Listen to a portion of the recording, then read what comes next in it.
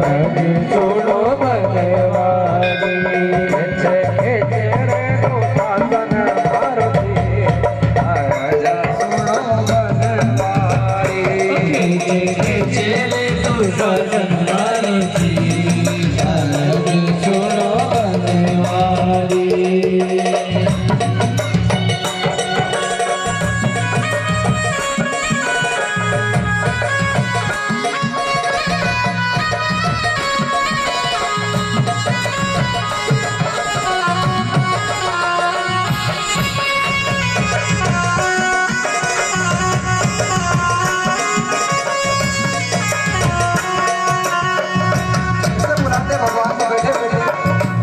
द्रौपदी ने ऐसा करा था, ऐसा अपन ऐसे बना के बैठे बैठे हाथ धोते हुए चेहरे दो साधन मारुति राजा सुनो बनवारी चेहरे दो साधन मारुति राजा सुनो बनवारी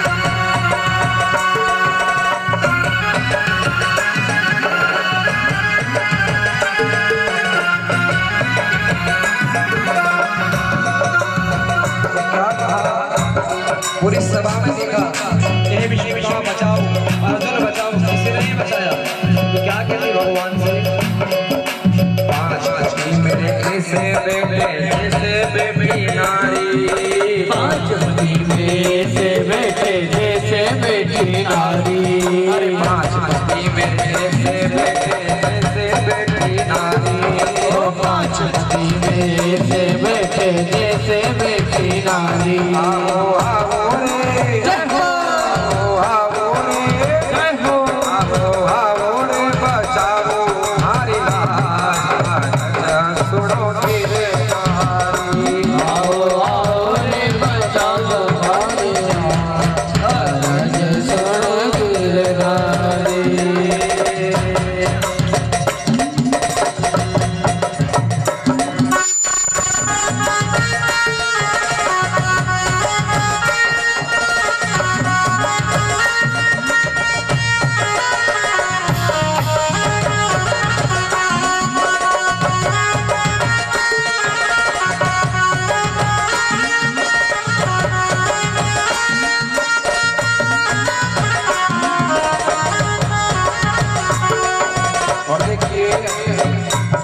भगवान इतने से भी नहीं माने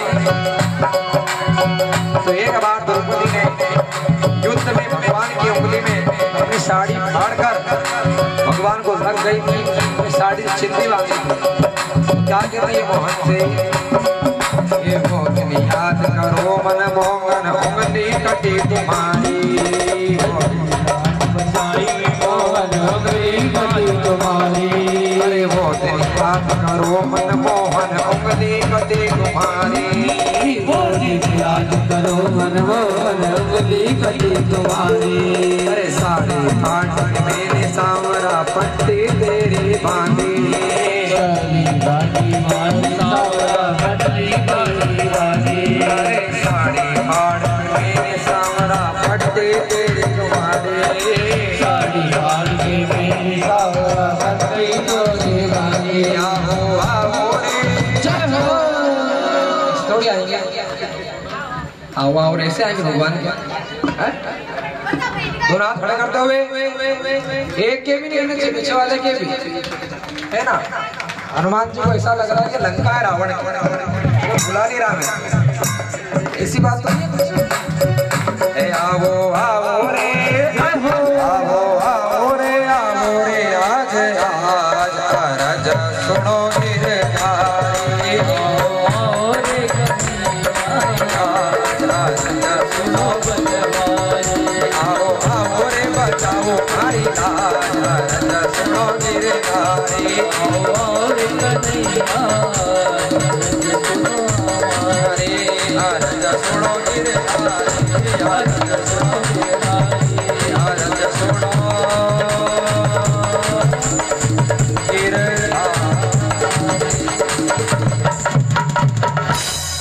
अरज सुनो सुनाई दो क्या फलियाड़ा को बोला जोर से वैसे है। अरज सुनो गिरधारी, अगर हमने भगवान का कुछ दिया है, ध्यान दीजिए, आप कहीं मंदिर में जाओ, सत्संग में जाओ, अगर आपने परमात्मा के चरणों में कुछ अर्पण किया है तो उस फल की प्रतीक्षा करो। भगवान कभी किसी का कुछ रखते नहीं। आज द्रौपदी ने भगवान कुछ दिया था, एक साड़ी के चिन्ह के बदले भगवान ने इतनी लंबी साड़ी कर दी, दुशासन खींचते खींचते थक गया, थक कर हार गया, पूरा जमीन पर गिर पड़ा। द्रौपदी का तस्य मस्त क्यों? क्योंकि भगवान की भक्ति थी, परमात्मा पर विश्वास था, और कुछ भी नहीं था, कोई ढोंग धतूरा कुछ भी नहीं, बस यहाँ केशव मेरा है और मैं केशव।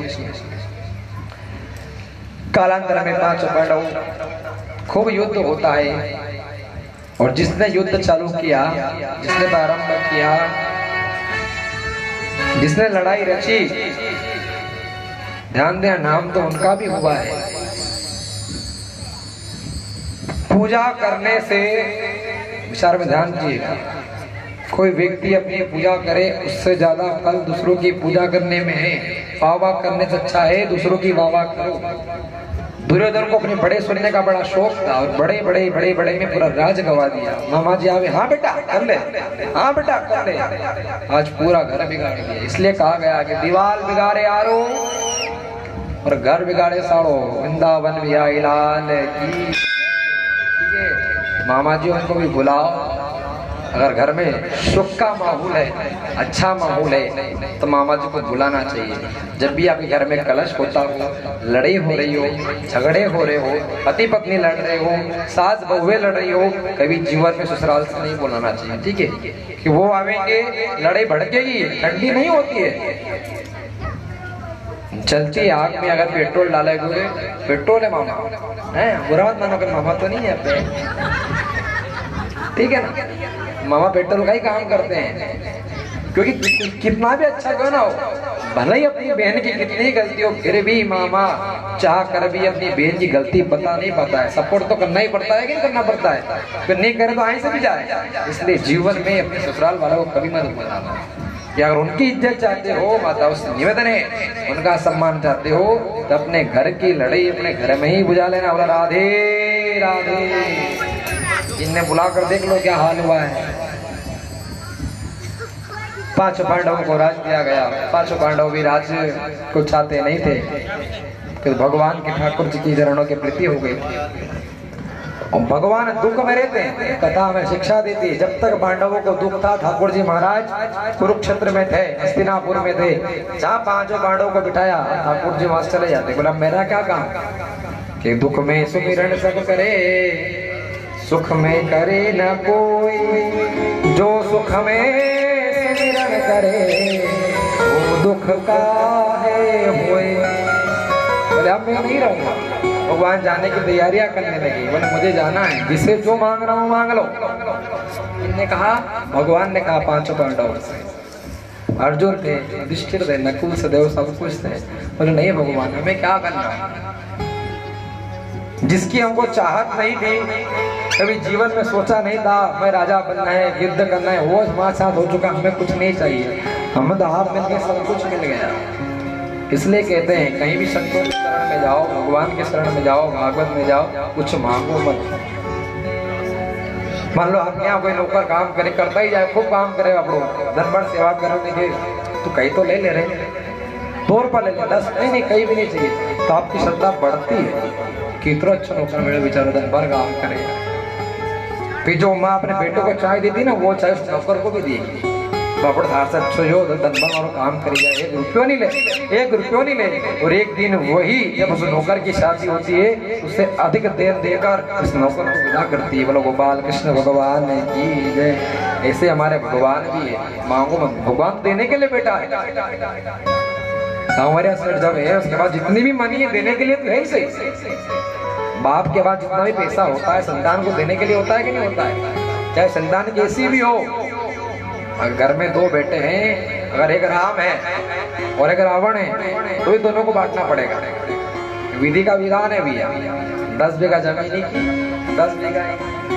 आज बड़ा विचार आता है और बड़ी शर्म भी आती है कि माँ बाप अपनी 4 बीघा जमीन अलग से रखते हैं। खाए के लिए रखते मालूम कि जब भी हम मरांगा नहीं, इतने एक बेटे के पास है और 4 बीघा जमीन अलग से है, और हम जब भी मरांगा नहीं तो ये 4 बीघा जमीन की जो भी आवक आएगा, चाहे बेचे चाहे खाए कहीं भी करे, इन 4 बीघा जमीन की आवक से हमारा नुकतो कर देगा। बोलो वृंदावन बिहारी लाल की जय। ऐसी स्थिति बना ली है साहब। अरे 10 भी तो दी उनने, 10 इसको दी, 10 इसको दी, उसकी कोई परवाह ही नहीं है। वो खुद के लिए 4 रखी, बोले भैया हम मरांगा नहीं, तुम्हारा नुकतो कर देगा। ये स्थिति है और यही होता है। अगर माँ ने 4 उसको दे दी है तो 1.25 महीने तो सब इकट्ठे रहते हैं। बुरा मत मानना है ना, जब पिता माता कोई मरती है सब बेटे सब इकट्ठे रहते हैं, उनका नुक्ता भी करते हैं। और नुक्ते के बाद जब हिसाब होता है, मान लो पिताजी मरे, माने कि मुझे इस बेटे के पास रहना है ना, और जब नुक्ते का हिसाब होता है, क्या नया हिसाब हो चुका है और 4 बीघा जमीन अभी माँ के पास पड़ी है, तो बेटा दूसरा क्या कहता है, माँ देखो रे भैया सीधी सी बात है, नुकता हुई जो क्यों, हिसाब हुई जो क्यों, जो 1.25 महीना तक जितना भी खर्चो तो अपन तो इन्हें बराबर कर लियो। आज से 4 बीघा जमीन माँ का ज्यादा है, तम जानो, तुम्हारी बहन बेटी जाने, तुम्हारा करियावर जाने। गोपाल कृष्ण भगवान की जय। लेकिन स्थिति ये सही होता ना, गलत तो नहीं कहा। अरे 10 भी तो उतने दी, आज जो करोड़ की बड़ी कीमत हमारी है, नुकता करने में आपा नहीं लाभ, और नुकतो तो ठीक है, हमारे आंख देखने के सामने की बात है। एक माँ थी बापड़ी, हम नाम नहीं लेंगे, जो फली के लोग यहाँ पे आए बोलेंगे पंडित जी हमारा तो नहीं कह रहा।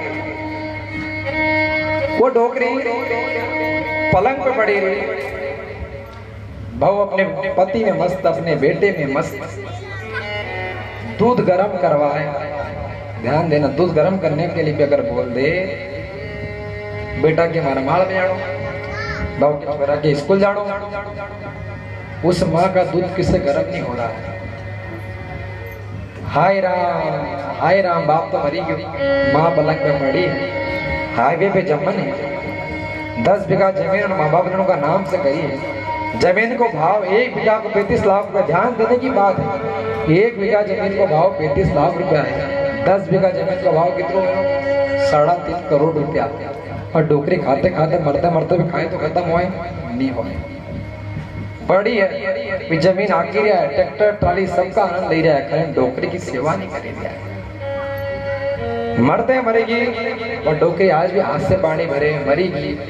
मरने पर महाराज मौका लगे वहां जी के तारने पहुंच गए हो, अब बोल तो कुछ सकते ही नहीं। जब वो डोकरी मरी तो वही बेटा जिसने उसका दूध गर्म करने के लिए मना कर दिया था कि माँ तू जाना, गाँव जाने, हमारे माड़े जाना, आज वही बेटा उसके लिए इतना बड़ा हार लेके आता है। फोटो पे पूछो मत, इतना बड़ा हार लेके आया, पूरे समाज को बुलाया।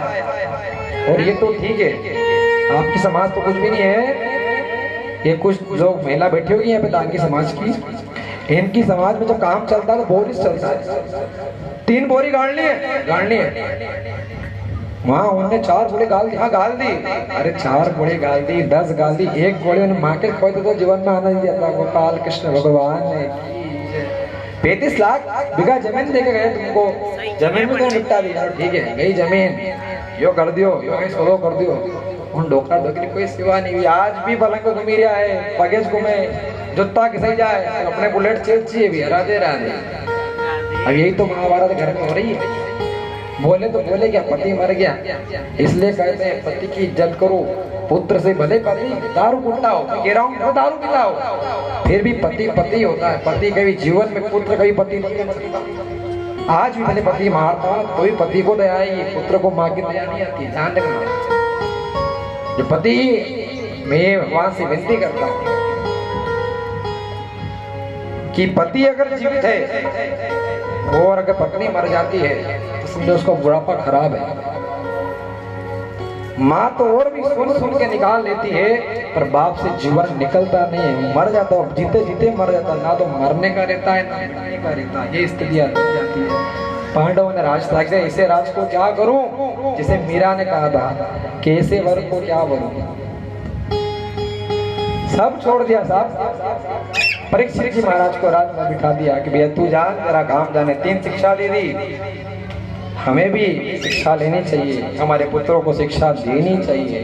हम उत्पन्न करते, जब तुम अच्छे कपड़े पहनाते हो,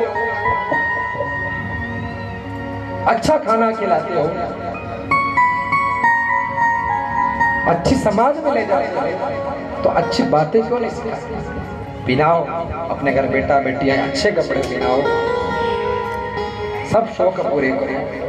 इतना पढ़ाओ, पढ़ाना भी चाहिए। ये नहीं कहता इंग्लिश सब पढ़ाओ भैया, पर इतना पढ़ाओ कि कोई भी सदगुरु द्वार पर आ जाए, गुरु आ जाए, ब्राह्मण आ जाए, उसके चरणों को भी पड़ जाए। मैंने गोपाल कृष्ण भगवान की जय। इतना नहीं पढ़ाओ कि थोड़े दिन बाद वो आपको ही पढ़ाए। इतना मत पढ़ा देना। दे दिया, 3 शिक्षा दे दी। बेटा धर्म का पालन करना, न्याय का पालन करना, चरणों में शत्रु भी आ जाए तो माफ कर देना, सदैव इस धरती की रक्षा। परीक्षित जी ने वही किया कि बाप की पुण्य ही तो बेटे को मिलती है। कहावत है ना गाँव में कि जो बाप ने पुण्य करी है वो बेटे को मिलती है, और जो बाप ने पाप किया वही बेटे को मिलता है। धृतराष्ट्र ने पाप किया, 100 पक्षी खा गया, 100 पुत्र मर गए। बोलो वृंदावन बिहारी लाल की जय। परीक्षित जी महाराज बैठ गए राजपाट पर। बड़े विचार की बात है, भागवत जी में इस कथा निकलती है कि परीक्षित जी के राज में कभी किसी घर में ताला नहीं लगता। चाहे कितना ही धन पड़ा हो, कितनी ही दौलत पड़ी हो, कितना ही बड़ा साम्राज्य हो, कहीं ताला नहीं। आज तो भगवान का मंदिर में ताला, वहां कहीं धने बढ़ दिया तो वहां पे लो ताड़ो।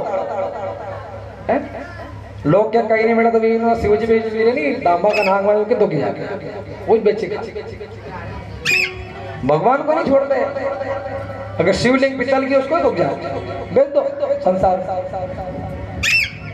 ये कलयुग है, और कलयुग की माया बड़ी कठिन होती है। एक परीक्षित जी महाराज अच्छा राजपाट चल रहा, मन में विचार उठा, देखो इतने अच्छे राजा है कि लोग उनसे कोई सेवा नहीं करवाते, तो छुप छुप कर वेशभूषा को बदल कर संतों के, ब्राह्मणों की सेवा करने के लिए जाते हैं। एक दिन परीक्षित जी महाराज मन में इच्छा हो गई कि आज क्यों ना थोड़ा नगर में भ्रमण कर लिया जाए, किसके घर में कुछ कमी तो नहीं है। पहले तो अपना महल देखा, वो महल को देखते हुए